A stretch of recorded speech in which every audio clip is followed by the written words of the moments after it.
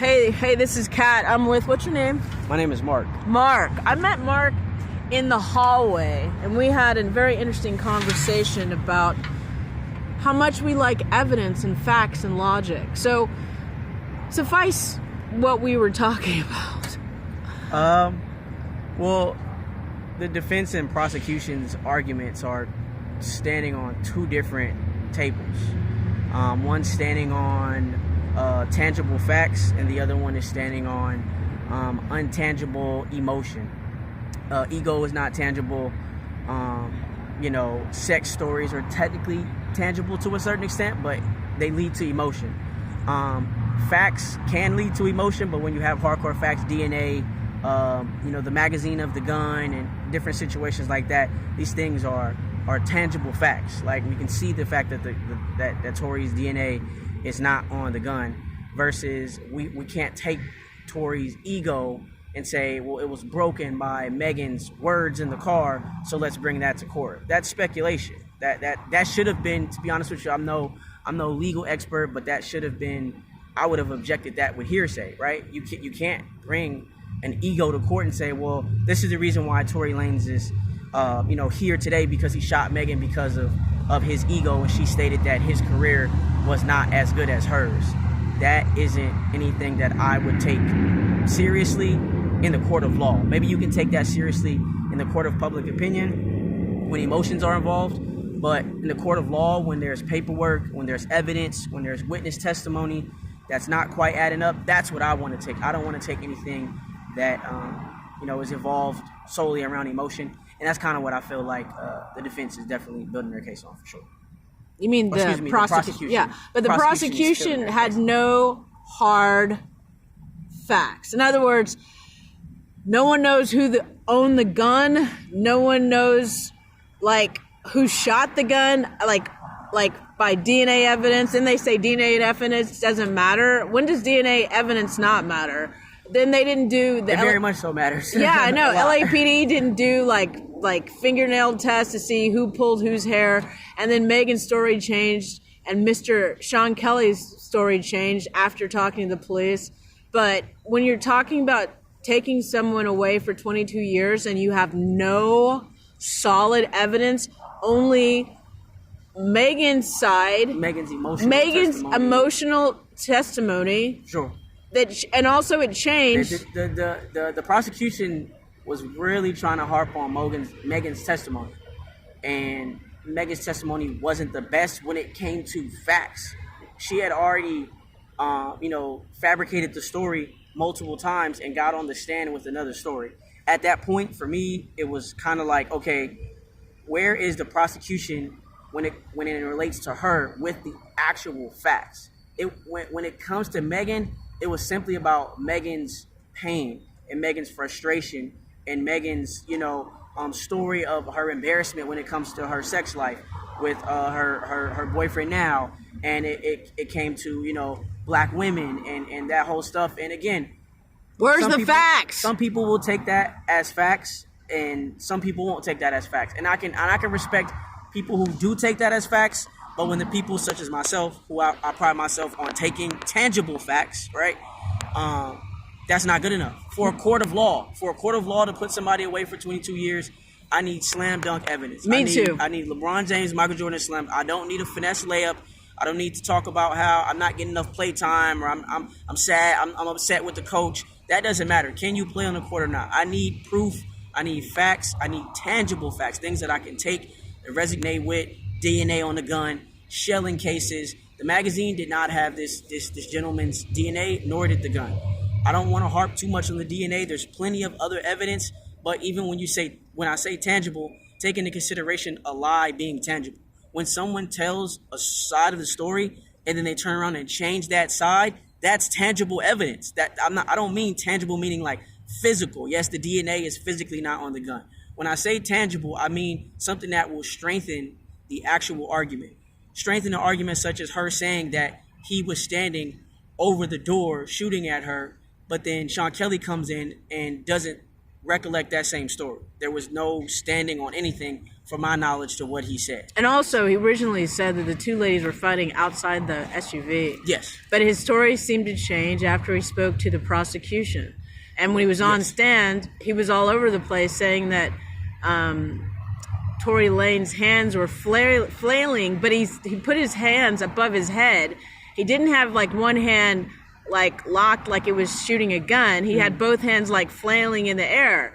So it's like... Well, he had both hands flaring in the air, and according to prosecution of what he said, which it is on paper, is that he was shooting more. Right now, obviously, we spoke about this in the hallway. My problem with that is they have audio supposedly of the gunshots. If there's 5 gunshots, pow, pow, pow, pow, pow, there's no more bullets in that gun, right? Slide lock position, the gun no longer has ammunition. If then Tory is struggling with her or trying to take the gun and continue to shoot it, how can a gun be continuously be shot that doesn't have any more bullets in it? They found 4 to 5 shells. That means that gun was out of ammunition. If that gun's out of ammunition, there's no way that he could potentially shoot more after Kelsey, quote unquote, had the gun. And he testified that Kelsey had the gun. She was the one that walked to the car, pulled an object out, and he saw what to him looked like to be fireworks, which was the muzzle flash he spoke about. If you saw that, and the audio again plays pop, pop, pop, pop, pop, and you're saying that the gun was found in a slide lock position with 4 to 5 shells found, that means that the ammunition was emptied out from the first person who had the gun. And the other thing I want to, if I can, my brain... And no DNA on the gun from Tory. I'm so tired, y'all, but I just want to reiterate. I've been involved in a case where I was robbed. And the only reason why I bring that up, because it's crucial, because my case happened here at the same courthouse. I had video evidence, I had emails, I had pictures. I didn't wait for the prosecution to do their job, because I don't trust them to do their job. And I just feel like if the prosecution, okay, the gun, do we even know that's the gun firing sound for sure? She tried to build an argument when she was doing her closing testimony. She tried to build an argument that DNA didn't matter. It does matter. That DNA was not. It's like who's your daddy? Who's your daddy? DNA, as in, you know, that that joke. I'm trying to do Gary Povich, whatever. Like, the DNA does matter. It does. Yeah. It very much so does.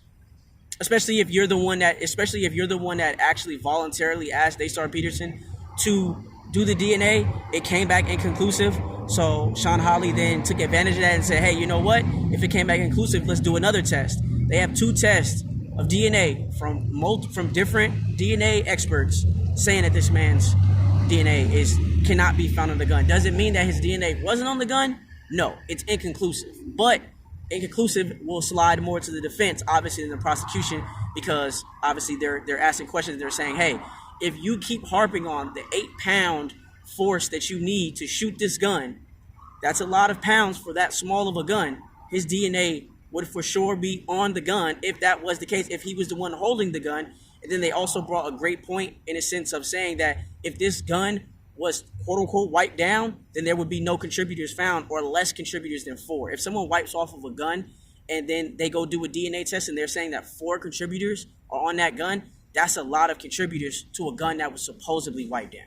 All I'm trying to say, to wrap this up, because we're at 8 minutes, I don't see hard evidence. I hear an emotional testimony by the prosecution in their closing arguments, but I don't see hardcore facts. There's not enough hardcore evidence to lock him away. I don't see like many years, no. Shooting a 9mm, whatever gun that was, like bringing that gun to court, doing testing. I don't see any of the things that a normal case does. This seems like a rush to justice, or a rush to convict. Sorry. There's pressure there to convict for sure. Yeah, but it's not a good case. Of course it's not. And the LAPD dropped the ball, and I said this before, but I don't trust the system where you're trying to push a plea deal, but you don't have evidence to convict. Why are they trying to rush to convict this guy when the evidence isn't there, and it should be embarrassing? I don't see any of the the technical stuff that you normally see in a high profile case. This isn't enough to charge somebody with a 22-year, 3-count crime of a person that came on the stand, and not saying every person that came on the stand when it came to the prosecution, but the star witness as well as the other witness. I mean, for crying out loud, Kelsey took immunity, potentially because she knew she shot the gun. I don't know. I'm not too sure. But again, like you said, to wrap it up, this isn't enough evidence to say, hey, let's lock this person up on a 3-count, 22-year charge. Too many holes. Not enough tangible evidence coming from the prosecution. The defense is doing a good job, but is it a slam dunk? Not necessarily speaking. If you're asking me, there are some stuff that is missing and could be, tied home a little bit more. But I'm more so looking at the prosecution's poor execution of this case. And even if as well as Detective Stogner and LAPD. That's a whole nother mess. Yeah, I know. Botch is the word everyone's using. Right, but you're going to convict a guy on a botch investigation that doesn't have it. I said this before. It looks like it was a girl fight. Pulling hair and all that stuff is more of a girl thing. And if two girls are in a car with a guy that's supposedly beating both girls, why would they go back in the car? The story doesn't make sense. But I'll tell you one thing. If you are drinking to the point of passing out or being blacked out drunk, you might need to check yourself into rehab again and again until you find out the reason why you drink. But don't put yourself in situations where there's guns and there's alcohol. You know? That's definitely dangerous. I think, for my opinion, where this case completely fell apart was the beginning testimony of the witness, Sean Kelly. That was when we first found out that there was confirmation of a fight. The prosecution hasn't spoke on that. Even still, after Sean Kelly has come in and said that there was an altercation, they still haven't, noticed it, or they haven't taken in and say, hey, okay, there was a fight, but X, Y, Z. They're still just completely walking around it. Once that fight happened, her story where she says that she got out the car, she immediately tended to walk away. After she walked away, Tory yelled, "Dance, bitch, dance." He shot the gun 5 times. She got hit. She crawled to the adjacent driveway. She was bleeding profusely. From her words, they ran up to her. "Hey, I'll offer you money. I'm sorry, I'm on probation. Let's get her back in the car." "Oh, no." She said she wanted to go home, not to the hospital. She said she wanted to go home. That's her words. They pick her up. They put her in the car, or she walked to the car. However, she got back to the car, and they drove off. Sean Kelly's basically saying that they fought for almost several minutes once they got out the car. I mean, if you have 2 women who are fighting for several minutes, I would like to believe that Sean Kelly is telling the truth on that. And it's hard not to see women fighting out of your damn balcony for several minutes. Yeah. And then Tory gets out the car and says, "Dance, bitch, dance," after she's already been engaged with the fight with Kelsey. It just doesn't make sense. He said that she went back to the car. Kelsey went back to the car, and the muzzle flash came from her hand. That's more believable. Again, there's no bias for me. Just stating the obvious of the case. And I definitely feel like Sean Kelly's testimony really tore down this case when it comes to Megan and her side of the story. But the other interesting thing is the jury is asking for a readback of Sean Kelly's testimony. For sure. And we're going to be back tomorrow early. That we are. And, but again, you don't want to be put in a situation where you're trusting your life to strangers and a DA that could try to prosecute you unfairly with not enough evidence. But literally, even if there's no evidence and if the jury comes back with a guilty verdict, Tory Lanez will spend, it could be, we don't know, up to 22 years. Up to, and I definitely want to make that a point for anybody who's confused about the legal system. He's facing 3 counts. All of these counts add up to a total of 22 plus years. If he's convicted on 1, it may carry a certain amount. If he's convicted on 2, it may carry a certain amount. If he's convicted of all 3, it definitely carries a certain amount. When it comes to the last charge that they recently just add, which is the negligence, the firing a firearm with gross and negligence, that can be considered a misdemeanor or a felony. So if he's charged on that one, I wouldn't say don't lose hope. If you are a Tory Lanez fan or if you're on Tory Lanez's side, that one can be appealed very easily and actually can be seen as a misdemeanor or not carry as many years as, let's say, the gun charge or the assault charge. But definitely we'll be back tomorrow for sure. I'll be back here tomorrow, and I'm definitely interested to see what was it from the jury that they weren't to, they wanted to go over Sean Kelly's testimony again. I definitely see why they can and see why they want to. But to me, he spoke to these people, I want to say 4 times. I believe he spoke to them 3 or 4 times. The first 3 times were with Officer Diaz and the investigator. Sergeant, investigator, his name was Detective Stogner. Spoke to him twice. And then the 4th time, he spoke to Sean Hawley and the prosecution. And that's when his story changed verbatim as far as like, what he was telling Officer Diaz before and what he told Stogner before. What he told them was that there was a fight.